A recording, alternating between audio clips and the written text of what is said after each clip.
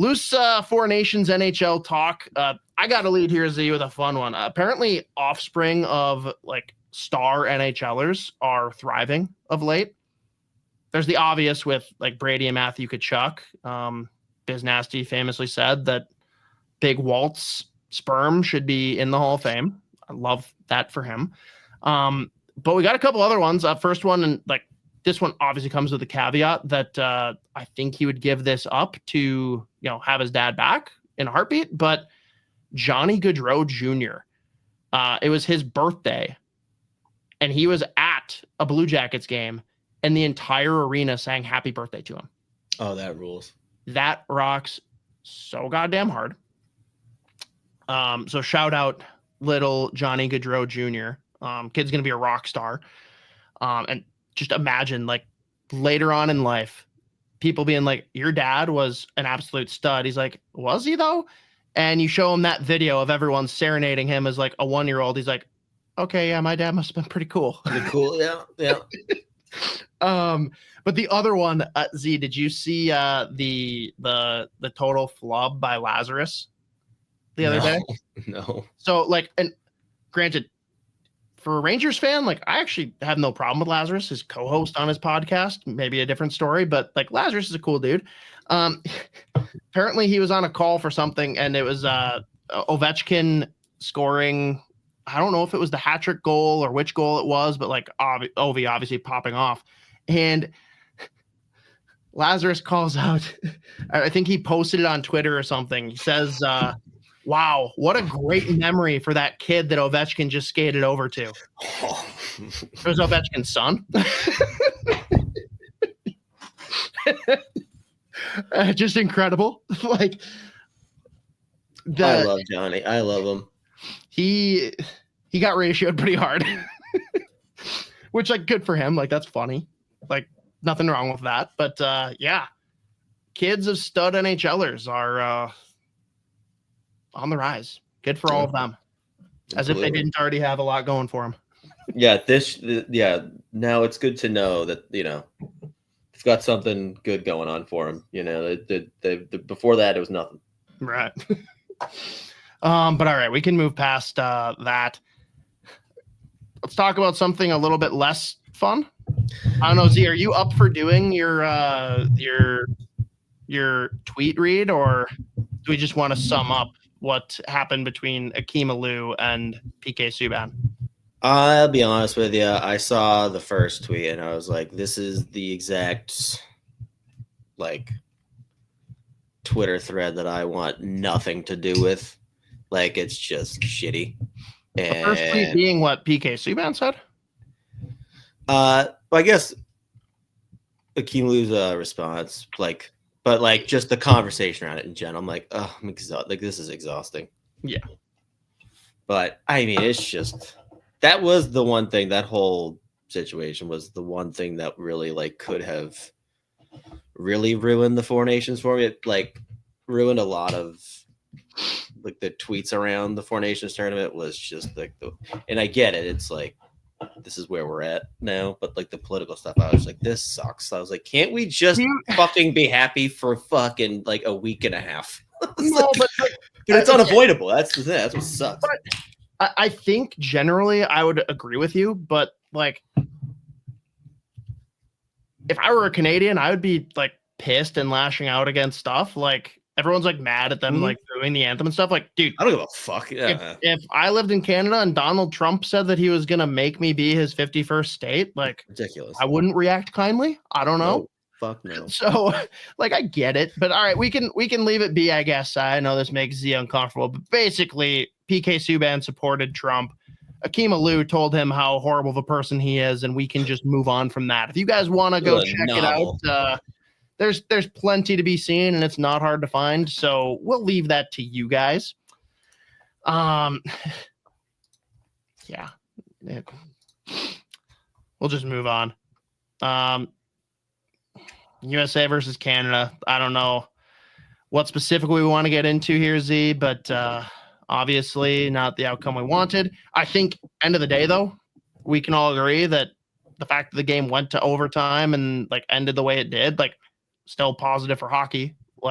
This is Dude, it was a huge fucking boost. awesome. Like, and specifically, like, obviously, I was not gonna pay $1,500 fucking dollars to go to this game, but that barn was rocking, and I was out in Boston with some buddies who used to live out here who I haven't seen in a while, and we were just like going to different places. Every single bar down there was jam packed with the game on, and like it was the same atmosphere. Actually, it was even better than like going down there for like Bruins playoff games. Like, and I mean, usually there's like a handful of bars that are really good for hockey games, like big hockey games, whatever. It was every single one, and it was insane. Like, it was so much fun. And like, yeah, oh yeah, any hockey game, like the collective BAC of TD Garden's out of control because like I've said this before. TD Garden craft beers, like I swear to God, one is basically 12. I don't know how it happens, but like you have like a couple of those like Bud Light pounders, and you're like, Jesus Christ, I have waffles right now. But like outside the bars, inside the bars, all down Causeway, and like even out towards Faneuil, like every single bar was packed full, all with the game on, and like electric. And like it was like I love going to those. There's a couple of bars on them that are really good for watching hockey games, and like it's better than being in the building because it's just like out of control in the most fun way possible. Like it's not like you're like, Jesus fucking God, I don't like this is too much. Right. But like the fact that hockey had got such a big spotlight, I think was it over 9.5 million people, I think, watched that. Wait, what'd you say? I think the number was like 9.5 million or something like that, like viewers. I thought it was like 16.5. I don't know. Maybe that was like in America. I have no idea. Sure. But it was like just this tournament, which we were making fun of before because it's like a Four Nations thing, right in the middle of the NHL season, whatever. Like we said this last week, immediately I was all in once the game started.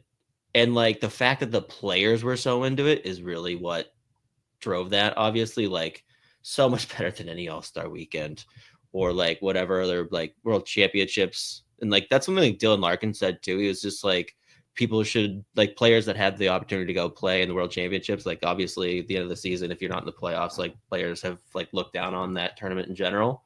But like it really felt like it actually got a foothold where like players are going to want to play for their countries. And it was just like electric start to finish. Like it was fun. And again, the game ended not great for the US, but like either way, it was a great game. And for Minnesota, we had every guy that showed up at that tournament, Sweden, USA, like they all performed. They got the big spot. Like we'll talk about the Detroit game and like the conversation like Messier, Levy, and PK Subban had about like the Wild players that were at that tournament. Mm-hmm. So that was great there. But like it was a home run, and the only negative was how many guys came out like legitimately like badly injured, which is fucking unbelievable. It's like, of course, we couldn't only have fun. Like it couldn't only be good. There was a couple like key players that had to fucking get like severely injured. Well, so let's. And by the way, Jordan Binnington, I give up. Like he owns me. He comes to TD Garden and breaks my heart every time. That's unbelievable. I was gonna say, is there a player that you hate more than him right now? The minivan man will always have number one spot in my heart. But I mean, it's just I just can't talk shit about him anymore. Like he just shows up for these big games at the Garden. It breaks my heart in the worst way possible, and I hate him for it. But at the same time, I'm like, all right, fair enough, bro. I mean, yeah, hey, good on him. Like the way everyone was talking about him too, like kudos.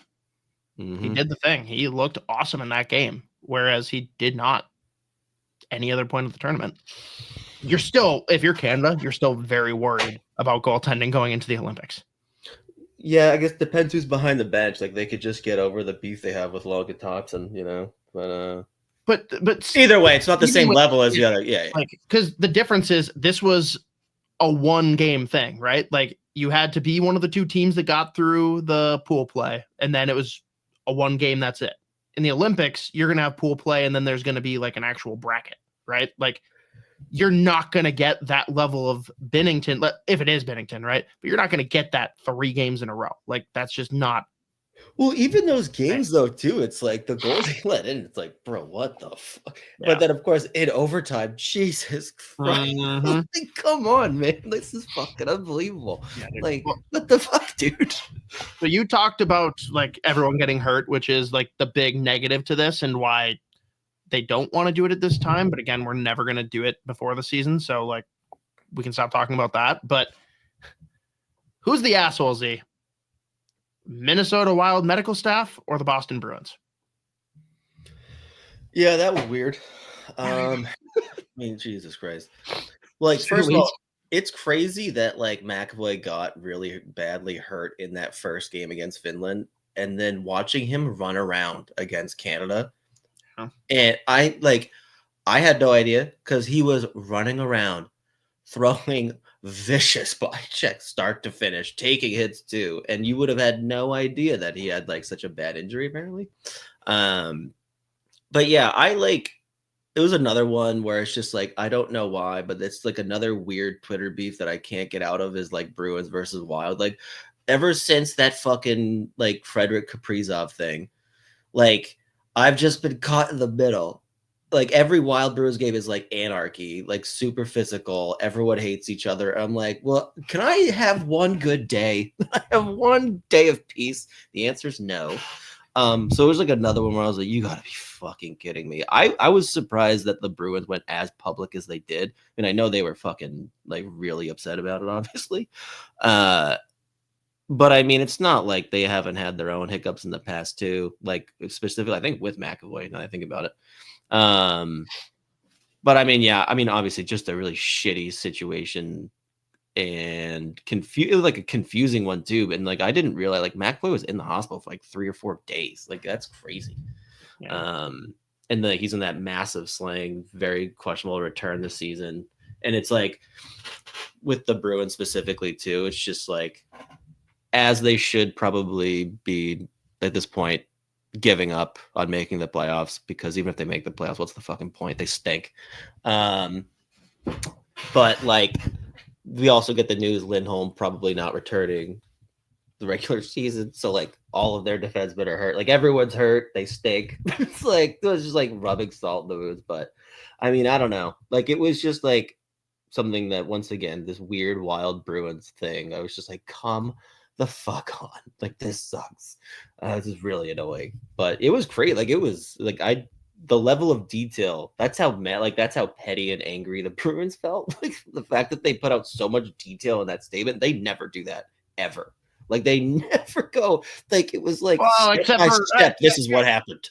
Except for when they're publicly blasting their goalie who isn't happy with his contract situation. Yeah, that one they get detailed then.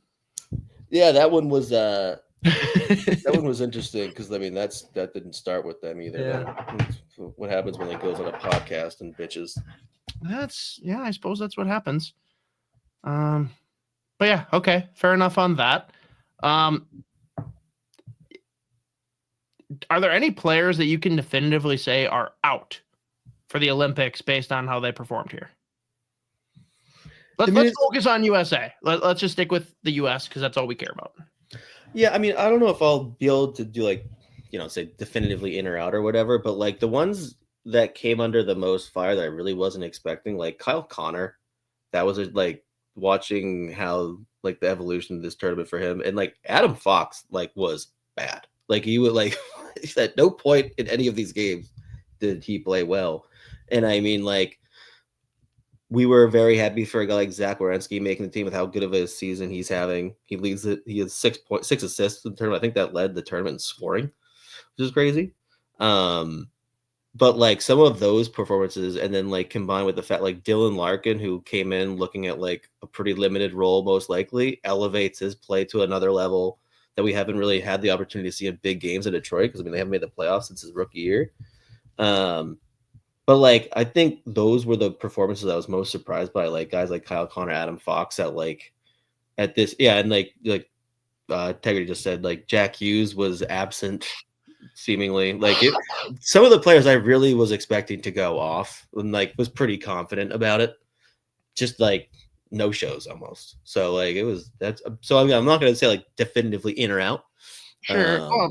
but who knows? He'll never say definitively, but like feels like Fox is out. I think Hughes will be safe because of age and because, well, you don't want to piss off his brother, who you absolutely want there. Anyone that you think immediately needs to be added that wasn't there? Because like there's one that I have for sure, but outside that, like it's a little more murky. You mean like we weren't expecting before? That wasn't on the roster. Oh, okay. Oh, like I think Tage Thompson is a no. I was going to say Tage Thompson probably. The fact that he was there is crazy. Now, did you listen to Russo's worst seats in the house today? No. He was talking about the blue line next year. He said he's pretty like adamant, like Fox is out. Like this was a horrible showing for him. He will not be in the Olympic team, which will be interesting to see that play out. Hughes will be in, McAvoy's back in. So there's your 7 guys, right? Who do you think Russo said he speculates could be the 8th?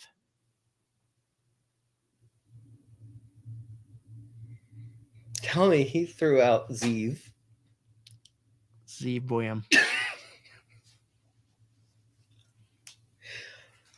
All right, so he's going to come in and make the same impact his favor.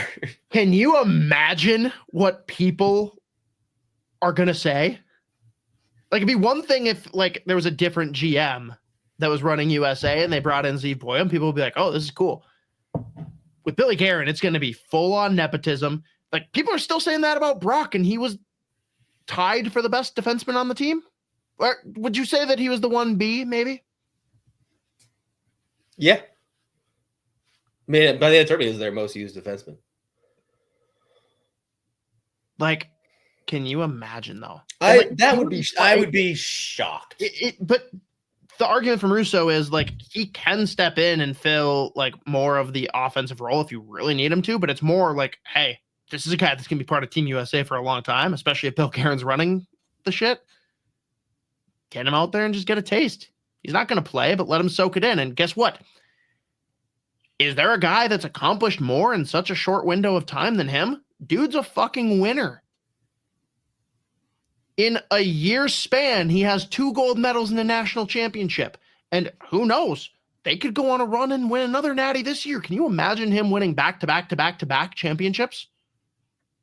He'll like the first time he doesn't win something, he's like, I quit. I'm out. So you guys are losers. Like I retire. Just does the host that just sides with whoever wins. It's the cup. No, dude.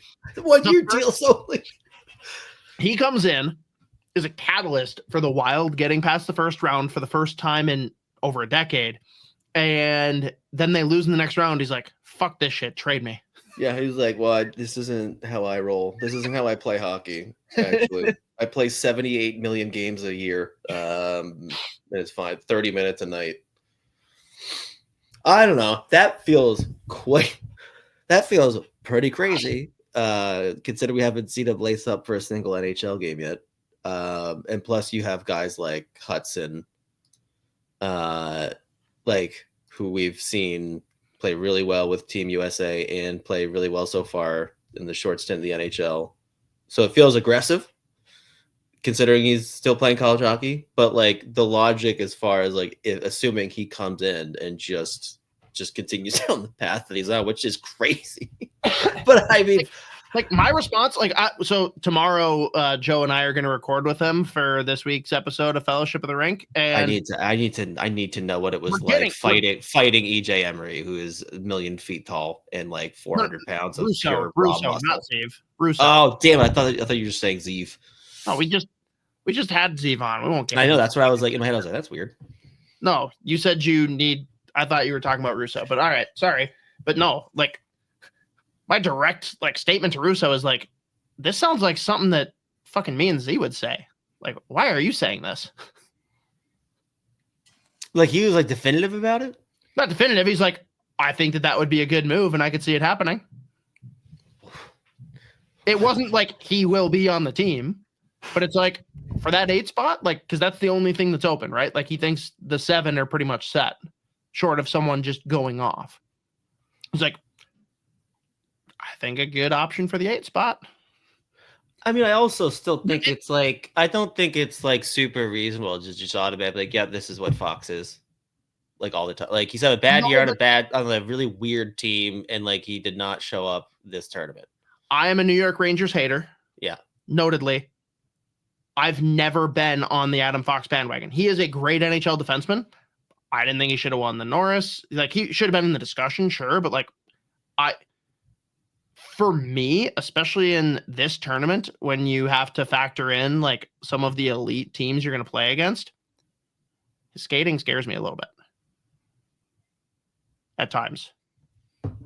It's not that he can't skate. Like we're not talking like David Juracek, right? Like it's more just like that gap between him and whoever the next guy could be.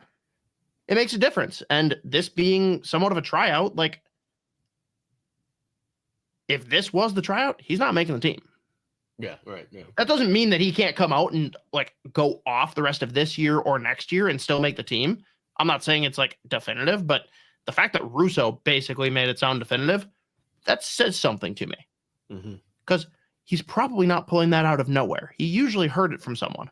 Yeah. And he actually has a pretty decent relationship with the GM of Team USA. So who knows? We'll see. But fair enough. We don't have to waste any more time on the who's in, who's out. I got something a little bit more obscure then for you, Z. You personally know very well that, you know, Toronto has issues winning when it matters, right? We just got the second and third best players on the Maple Leafs in this championship game. And it's funny because, like, again, Matthews and Marner, the shtick is, like, can't show up in the big game. Like, it's almost like the very stoppable force versus the, like, not strong. I don't know. I don't know how to say it backwards. I know it's always the strong force versus, like, a movable object or whatever, but, like, they both are set up to fail. You've got one of them wearing the maple leaf, one of them wearing the blue. Marner ends up winning.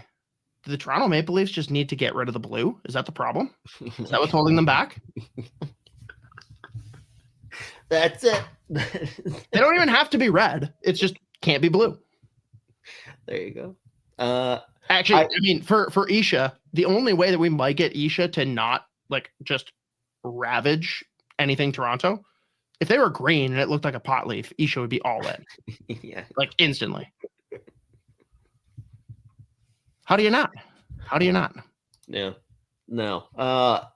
Mateo got me. Completely stoppable force meets very movable object. My words were a little twisted up. Yeah, it was interesting watching those two throughout the tournament. Like, obviously, Matthews didn't have the impact they wanted from him.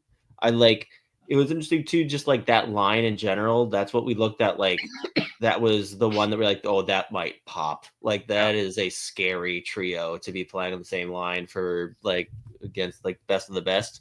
I thought Matthews made a lot of really small like defensive plays that were really good. Of course, on the fucking overtime the gold medal game, the fact that Connor McDavid is no one's in the same zip code as him in the slot in overtime in the gold medal game. Like just off to the side, just barely in the frame is Austin Matthews. I was like, oh my God. I don't know. Like Leafs fans are gonna love and hate this. This is crazy.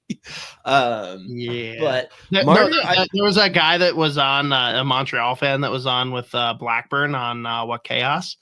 And he basically came just short of saying that he was like jerking off to the idea that Austin Matthews is the one that blew it and gave Canada the win. He's like, oh my God, that's my wet dream. Yeah, it's incredible. I do think at the same time, like you look at both of their performances and it's like Austin Matthews, the expectation for his role with Team USA, like captain, first line center, looked at to be like the biggest impact guy up front at both ends of the ice as far as offense, defense. And then Mitch Marner, like, I think if you were Team Canada looking at going into that tournament, you're like, he's probably going to give us some like offensive juice. But I mean, we still have McDavid, Crosby, McKinnon, like guys on the back end too that could score. Like they weren't really needing him to, like the Leafs really need him to go off in the playoffs, and if they're gonna like win more than one round ever.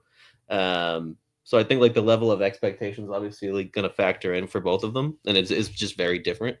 But I mean, yeah, Marner was fucking awesome, and again, it's so weird just listening to them mic'd up in the locker room, specifically with Marchand, who like gets his one goal. I thought he struggled to keep up with the pace of play in general. At the time, he was 34, 35, 36 years old. But like the fact he's like, this is great. I can just like hang out and win like and chirp literally everybody. It's so funny to me. Was it weird to you that like Marchand just like didn't care? Like No, that's very much that's like if he's winning, he's happy. But there was like no snarl, like he was like a little kid. Well, he barely played. Like he was like 10, 11, 12 minutes a night. And I mean, the first game that they played, like, of course, it like that game against Sweden in game one, like at the first intermission, he was trying to fight everybody on Team Sweden. I was like, there he goes. Like, he's going to do something outrageous. But I think he came in and he was like, knowing that he was going to have a backseat on this team. And he was like, I'm thrilled to be a part of it. This is very fun just to play for Team Canada, guys that we've never been able to play with because of the Olympic situation. Like he was very much content to fill a role if needed and like pretty much sit back and let the big dogs eat. And it was great also seeing like obviously Patrice Bergeron, his kids are at the game after the gold medal and just hanging out with like, it's so crazy. Like seeing him hang out with McDavid, Crosby, Marchand, and then like Bergeron's kids or whatever. Like Crosby's like, there's our centerman right there. It was crazy to me. Like, I can't believe we were robbed of all of that. Like all of these potential Olympic games. Like it's crazy that we never really got to see them all play together at their best. But at the same time, this was pretty great. I was going to say this wouldn't have mattered if that was the case, which right. Exactly. Yeah. I'm not saying I wouldn't take that. I'm just right. Yeah. Like this is what it is because of again, like drought we've had.